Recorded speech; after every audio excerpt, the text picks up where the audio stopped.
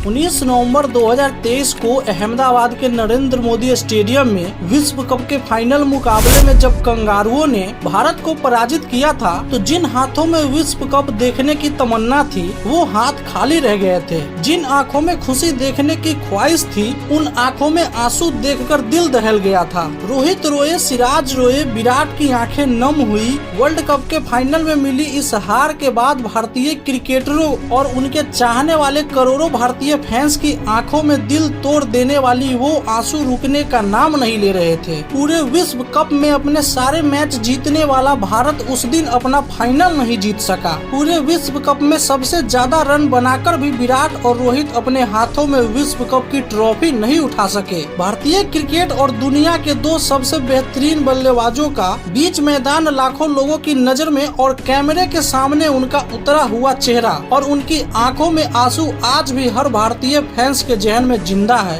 इस पराजय ने रोहित को इस कदर आहत किया जिससे करोड़ों भारतीय क्रिकेट फैंस का सीना दर्द से छलनी हो गया। इस हार ने रोहित को इस कदर दिल तोड़ा था कि नम आंखों से रोहित ने तुरंत पवेलियन की राह पकड़ ली थी। लेकिन अनुभव की भट्टी में जो जलते हैं, दुनिया के बाजार में वही सिक्के चलते हैं। लगभग 7 महीने बाद वक्त ने एक बार फिर करवट लिया। एक बार फिर वही क्रिकेट के दो दिग्गज देश भारत और ऑस्ट्रेलिया 24 जून 2024 को T20 वर्ल्ड कप में एक बार फिर एक दूसरे के आमने सामने थे। करोड़ों भारतीय क्रिकेट फैंस की वो शिक्सिया, वो आंसू, रोहित के नम आंखों और झुके चेहरे के साथ पवेलियन को जाना, विराट की डबडबा आंखें और सिराज का वो फूट फूट कर रो देना, इन सब का हिसाब बराबर करने के लिए 2024 T20 वर्ल्ड कप के महाभारत में भारत का वो कप्तान कंगारुओं का घमंड तोड़ने के लिए कंगारुओं का बेसब्री से इंतजार कर रहा था। घायल शेर शिकार करने के लिए फिर से छटपटा रहा था। नमस्कार दोस्तों, आप देख रहे हैं द क्रिकेट वर्ल्ड का special episode revenge of the Rohit Sharma. साल 2024 के IPL की जब शुरुआत हुई तो विराट ने खूब रनों की बरसात किए, लेकिन रोहित के बल्ले से कुछ खास रन नहीं निकले। विराट पूरे IPL में 741 रन बनाकर टॉप स्कोरर रहे।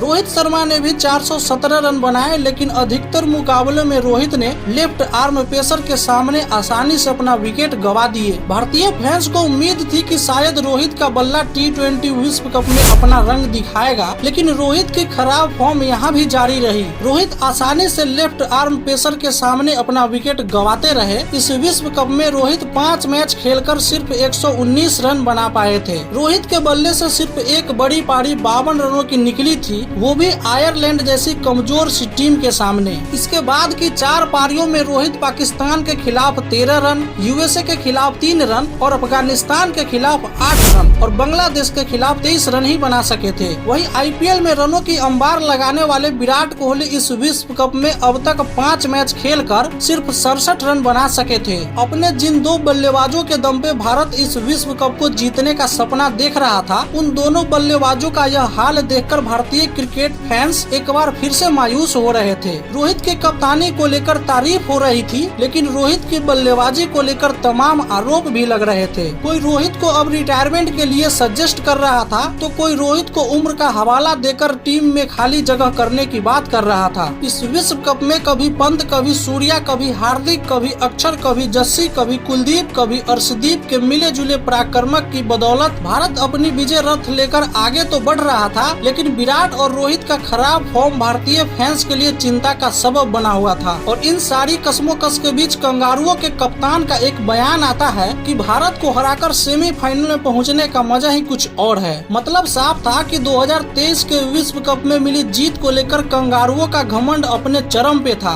और T20 विश्व कप शुरू होने से ठीक पहले पैट कमिंस से जब एक इंटरव्यू में पूछा गया था कि इस विश्व कप के 4 फाइनल लिस्ट आपकी नजर में कौन कौन से है, तो पैट कमिंस ने गुनाम भरे अंदाज में कहा था कि ऑस्ट्रेलिया क्वालिफाई कर रही है, बाकी 3 कोई भी टीम सिलेक्ट कर लो और हमें उन तीनों के नामों से कोई फर्क नहीं पड़ता, क्योंकि जीतना तो हमें ही है। कंगारुओं का ये घमंड और उनका अहंकार अपने चरम पे पहुंच चुका था। कुछ ऐसा ही हाल और हालात में 24 जून 2024 को कंगारू एक बार फिर भारत के सामने थे। 19 नवंबर 2023 को विश्व कप फाइनल मुकाबले में मिली वो हार, रोहित, विराट और सिराज की आंखों के वो आंसू और करोड़ों भारतीय क्रिकेट फैंस की करवट और सिसकिया में गुजारी गई वो रात, वो सब कुछ अब फ्लैशबैक के रूप में भारत के सामने था। ग्रुप स्टेज में भारत ने पाकिस्तान को पराजित करके अपने प्रशंसकों को मुराद तो पहले ही पूरी कर दी थी, लेकिन अब वक्त था कंगारुओं को पराजित करके अपने उन आंसुओं का हिसाब किताब बराबर करने का। संपूर्ण विश्व की निगाहें अब टीवी स्क्रीन पर थी, क्योंकि क्रिकेट की दुनिया के दो दिग्गज देश 24 जून 2024 को वेस्टइंडीज में खेले जा रहे इस T20 विश्व कप में पहली बार एक दूसरे के आमने सामने थे। इस महाभारत के लिए सिक्का उछाला जाता है, सिक्का कंगारुओं के पक्ष में गिरता है और कंगारू पहले क्षेत्र रक्षण करने का फैसला लेते हैं। कंगारुओं का चक्रव्यूह सजाया जाता है। कंगारुओं के इस चक्रव्यूह को भेदने के लिए भारत की तरफ से एक बार फिर रोहित और विराट की जोड़ी मैदान पे आती है और कंगारुओं को अपनी आंखों के सामने देखकर 19 नवंबर 2023 का वो मंजिल हिटमैन के आंखों में एक बार फिर से तैरने लगता है। पूरे भारत की आंखों के आंसू, कंगारुओं की वो अहंकार भरी बातें, सब कुछ रोहित के कानों में एक बार फिर से गूंजने लगता है। भारतीय क्रिकेट फैंस इस उम्मीद में बैठे थे कि आज रोहित और कोहली ऑस्ट्रेलिया जैसी बड़ी टीम के खिलाफ एक बड़ी पारी खेलेंगे, लेकिन कोहली का बल्ला आज एक बार फिर से नहीं चला। आज तो विराट अपना खाता भी नहीं खोल सके। कोहली 5 गेंद खेलकर बिना खाता खोले जोश हेजलवुड के शिकार हो गए। भारतीय फैंस में बिल्कुल सन्नाटा छा गया। लोगों को समझ में नहीं आ रहा था कि कोहली जैसा बल्लेबाज लोगों को इतना मायूस कैसे कर सकता है। 1.4 ओवर में महज 6 रन के टोटल स्कोर पर कोहली पवेलियन वापस चले गए। विराट का विकेट गिरने के बाद ऐसा लग रहा था कि भारतीय टीम अब दबाव में आ जाएगी, लेकिन रोहित ने घायल शेर की तरह हमला करना शुरू किया और यहीं से प्रारंभ हो जाती है कंगारुओं के पतन की कहानी।